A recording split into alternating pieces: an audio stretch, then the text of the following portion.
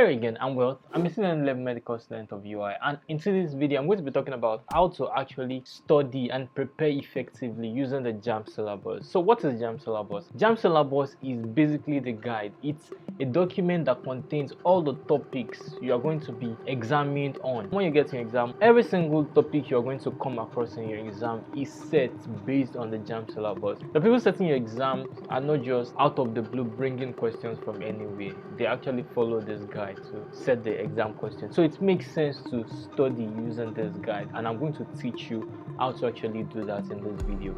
So the first thing to do is to download the syllabus if you don't already have it. So if you already have it, you can skip this part of the video. So how to download it? You can easily just search download JAMB syllabus chemistry on Google, whatever subject you're looking to download. Very easily, you're going to find different websites you can download it from, or otherwise you can download it from JAMB official website, which is ibas.jamb.gov.ng. okay, I'm going to put the link in the description below, so you can download it from there if you want. And then you're going to see the e-syllabus and look at all the different subjects. So you can click, let's pick chemistry as an example here. So let's click chemistry, and here we have it. So you can download it on your device and open it. Okay, so that's the first part, which is downloading the JAMB syllabus. Now that you've downloaded it, I want you to skim through it. So this part is not necessarily to study it. I'm not asking you to actually study it. They're not going to ask you what is the first topic in the JAMB syllabus for chemistry. Nobody's going to ask you that, but you should look at it from the beginning to end. So at the beginning of the JAMB syllabus, you're going to see the general objective, the things they expect of you in preparation of the exam.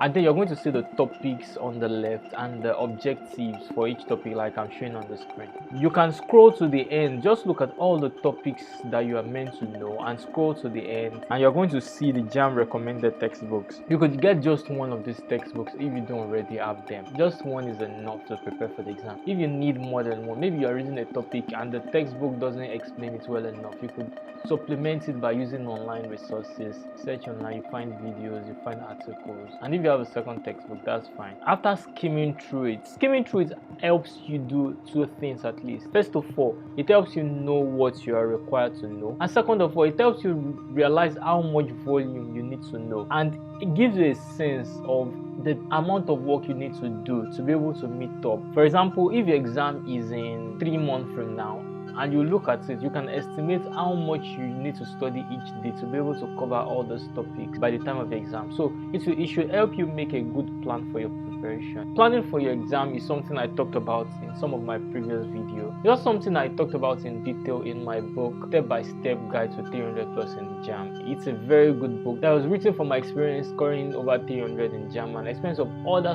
students that scored above 300. It's going to really help you. Plus, getting beyond the book, you're also getting a group where you can brainstorm, where you can see other people doing great stuff, and you'll just be motivated to continue to work hard to your exam and get the results you desire. You can use the link in the description below to get the book and join the group. I'll see you on the other side. Now let's get back into this. Now that you've downloaded and skimmed through it, the next thing to do is to use this syllabus to study, and here's how to do it. First of all, there is an order. It has been arranged in a way, like for example, this chemistry, separation of mixture and purification of chemical substance is the first topic, and then you have low chemical combination. But one challenge you might come across is that the way these topics are arranged in your textbook might be slightly different. So it is okay to follow that in your textbook, because it can actually be easier to follow the sequence in your textbook. They've done it in such a way that one topic is leading to another in your textbook, and sometimes on few occasions it might not be exactly the same as that in the syllabus. You can follow that of your textbook, but come back to the JAMB syllabus and note all the subheadings, and note which one of the subheading you've not come across in your textbook.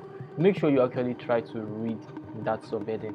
And at the beginning, before you read a new topic, just quickly look at the objective of the topic you want to read. For example, in this topic, separation of mixture and purification of chemical substances, some of the objectives are the candidate should be able to distinguish between pure and impure substances. Read this at the beginning, and it makes your mind open to things you are meant to learn by the time you actually read the topic. And the last thing to use this JAMB syllabus for is to revise when you're done reading. When you finish studying the topic topic, you could easily come back to this place again and see the syllabus, see the objective, and ask yourself, by studying this topic, have I been able to achieve these objectives that JAMB has laid out? If you've been able to achieve the objective, then you've actually studied effectively. The problem that you might have with this JAMB syllabus is that it might make some people keep going over and over some topics instead of progressing.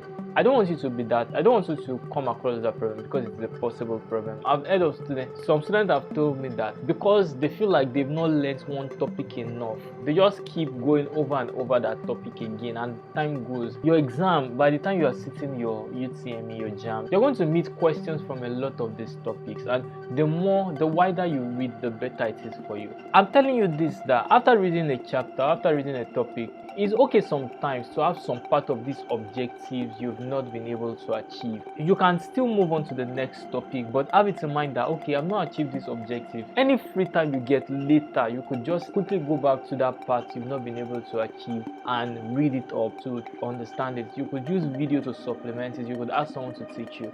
And something else that really helps is past questions. By the time you are doing past questions ask you questions on this topic and force you to really understand what you've read before. And when you realize the part you've not read, make sure you do corrections, and this correction will eventually help you understand all those things. And by the end of the exam, if you can do this consistently, read the topic, try to achieve the objective JAMB has set for you, and practice questions every day till your exam. By the time your exam, you would have achieved most of this objective the JAMB set. And if you can achieve that, then you'll be able to score very high in your exam. You'll be able to score 300 and above. Yeah, that's the end of this video. I hope you found it helpful. Please like this video, share with someone or groups you think will find it helpful. Subscribe to the channel, and if you're interested in getting the book that will really help you in your preparation for the exam, click the link in the description below. You're going to find it, and I'll see you on the other side. Bye bye.